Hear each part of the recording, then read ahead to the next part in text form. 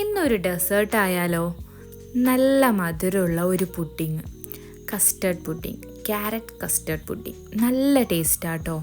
ചോറൊക്കെ തിന്നു കഴിഞ്ഞിട്ട് മധുരമൊക്കെ ഒന്ന് കഴിക്കണം എന്ന് ആഗ്രഹമുള്ളവർക്കൊക്കെ കഴിക്കാൻ പറ്റിയ ഒരു അടിപൊളി സാധനം. അപ്പോൾ നമുക്ക് ഉണ്ടാക്കിയാലോ?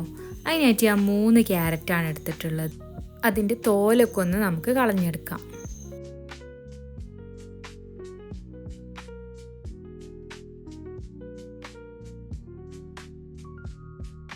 അപ്പോൾ 3 തോലൊക്കെ കളഞ്ഞ് ഞാൻ കഴുകി സുന്ദര കുട്ടപ്പന്മാരാക്കിക്ക് അതിൽ 2 നമുക്ക് എന്താക്കാം, പുഴുങ്ങിയെടുക്കാം. ബാക്കി 1 ക്യാരറ്റ് നമുക്കൊന്ന് ഗ്രേറ്റ് ചെയ്തിട്ട് മുകളിൽ ഡെക്കറേഷന് വേണ്ടിയിട്ട് ഇടാം. അപ്പോൾ ഈ 2 ക്യാരറ്റ് ചെറുതാക്കി മുറിച്ചിട്ട് കുക്കറിലിട്ടിട്ട് 1 വിസിലിനൊന്ന് വേവിച്ചെടുക്കാം. ഇനി നമുക്കൊരു പാനിലേക്ക് കുറച്ച് പാലൊഴിച്ചു കൊടുക്കാം. 1/2 ലിറ്റർ പാലാണ് എടുത്തിട്ടുള്ളത്. 1/2 ലിറ്റർ ഫുള്ളായിട്ട് ഒഴിക്കേണ്ട, കുറച്ചൊന്ന് ബാക്കി വെക്കാം. ഇനി ഇതിലേക്ക് വേണ്ടത് കസ്റ്റർഡ് പൗഡറാണ്. അത് നമുക്ക് വീട്ടിൽ തന്നെ തയ്യാറാക്കിയാലോ?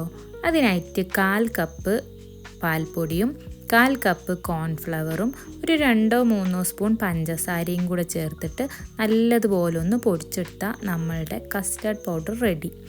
ഇതിൽ കളറൊന്നും ചേർക്കുന്നില്ല കേട്ടോ. നിങ്ങൾക്ക് ആവശ്യമുണ്ടെങ്കിൽ മഞ്ഞ ഫുഡ് കളർ ചേർത്തിട്ടുണ്ടെങ്കിൽ ആ ഒരു കസ്റ്റർഡ് പൗഡറിൻ്റെ കളർ തന്നെ നമുക്ക് കിട്ടും.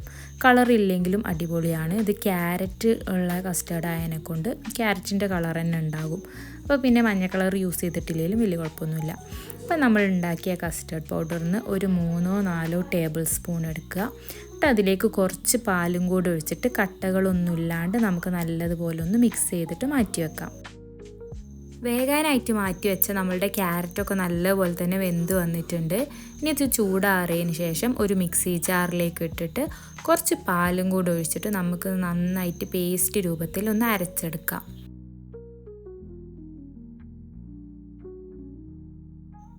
നമ്മളെ പാലൊന്ന് ചൂടായി വന്നിട്ടുണ്ട്. ഇനി ഇതിലേക്ക് ഒരു 3-4 സ്പൂൺ പഞ്ചസാര ഇട്ടിട്ട് നല്ലതുപോലെ ഒന്ന് മിക്സ് ചെയ്ത് കൊടുക്കുക. മിക്സായി വരുമ്പോൾ നമ്മൾ നേരത്തെ കലക്കി വെച്ചിരിക്കുന്ന കോൺഫ്ലവറിൻ്റെ മിക്സും കൂടി ഇട്ടിട്ട് നല്ലോണം തന്നെ മിക്സ് ചെയ്ത് കൊടുക്കുക. കട്ടകളൊന്നും ഇല്ലാണ്ട് ഒന്ന് കുറുകി വരുന്നത് വരെ നമുക്കിതൊന്ന് ഇളക്കി കൊടുത്ത് റെഡിയാക്കിയെടുക്കാം.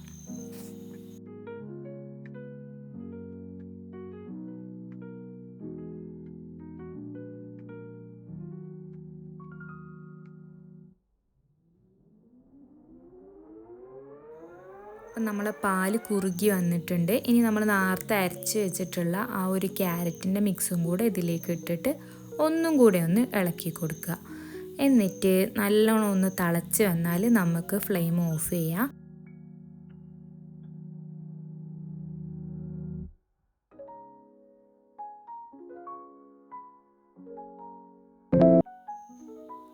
കഷ്ണം ബ്രെഡാട്ടോ ഞാൻ ഈ ഒരു പുഡിങ്ങിലേക്ക് എടുത്തിട്ടുള്ളത്. അപ്പോൾ ഇതിൻ്റെ സൈഡൊക്കെ ഒന്ന് കട്ട് ചെയ്യുക. കട്ട് ചെയ്തിട്ടില്ലെങ്കിലും കുഴപ്പമൊന്നുമില്ല. കുറച്ചും കൂടി ടേസ്റ്റിന് വേണ്ടിയിട്ട് ഞാൻ കട്ട് ചെയ്തു എന്ന് മാത്രം. ഇത് സൈഡൊക്കെ മുറിച്ച് കളഞ്ഞിട്ട് നമുക്കിതൊന്ന് 2 മുറിക്കാം. ഇനി നമ്മൾ ഏത് പാത്രത്തിലാണോ സെറ്റ് ചെയ്യുന്നത് ആ പാത്രത്തിലേക്ക് ഈ ബ്രെഡിൻ്റെ പീസസൊക്കെ ഇങ്ങനെ നമുക്ക് കറക്റ്റ് ലെവലിന് വെച്ച് കൊടുക്കാം.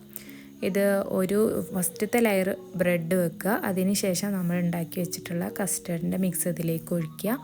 പിന്നെയും അടുത്ത സെറ്റ് ബ്രെഡ് വെക്കുക. പിന്നെയും കസ്റ്റർഡ് മിക്സ് നമുക്ക് ഒഴിച്ചു കൊടുക്കുക. അങ്ങനെ ഒരു 2-3 പ്രാവശ്യം നമ്മൾ ചെയ്യുമ്പോഴത്തേക്കും സംഭവം ഫുള്ളായിട്ടുണ്ടാകും.